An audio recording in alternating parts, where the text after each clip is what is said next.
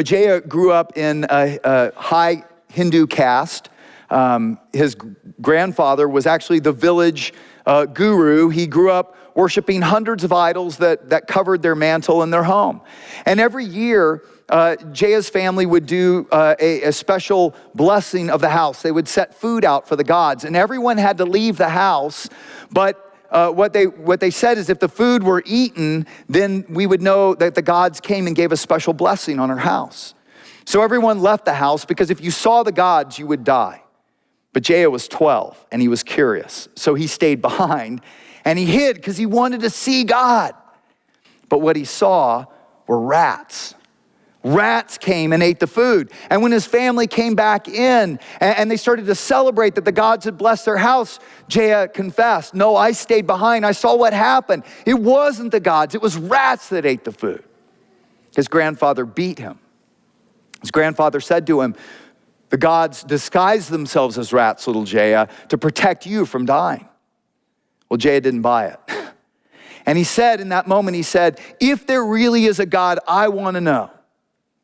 Well, at age 13, Jaya broke into his grandfather's chest that contained the ancient Vedic scriptures. And there he began to read on this palm leaf scroll in the Rig Veda about the God of light. It's interesting, in the oldest of the Hindu scriptures, the Rig Veda, the Upanishads, the main theme in this is of a supreme sacrifice known as the Purush Prajapati, the one and only way to eternal life. The supreme creator, this God of light, would take on a perfect human body and then offer it up as a self-sacrifice. And that sacrifice would be symbolized by us as a spotless lamb. That this one who would come would be the only sinless human being. And the acknowledgement of this sacrifice, of the perfect Purush Prajapati, would impart eternal life. And after giving himself in the sacrifice, he would resurrect himself, not reincarnate, resurrect and conquer death and overcome samsara, the cycle of birth and death and the effects of karma. Jaya read about this in the Vedic scriptures, and something drew him to the God of light. He wanted to know this God of light.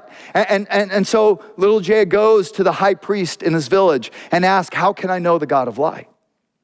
The high priest said, you must go and stand in the Godavari River until you have cited this mantra that I will give you 1,000 times.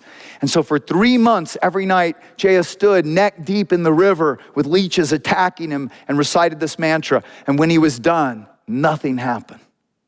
He was incredibly discouraged. And for several years, he gave up on trying to find the God of light. And then at age 16, a traveling monk came through and stayed with them and convinced them that he knew someone in a village 400 miles north who knew the God of light. And so Jaya ran away and gets on this train with this monk, and they travel about 200 miles. And then one day Jaya wakes up and all of his belongings are gone, and so is the monk. Robbed him blind. Took his ticket too. And that night Jaya gets kicked off the train for not having a ticket. And so there he is, a 16-year-old alone and broke and afraid, knowing he had run away. He was depressed.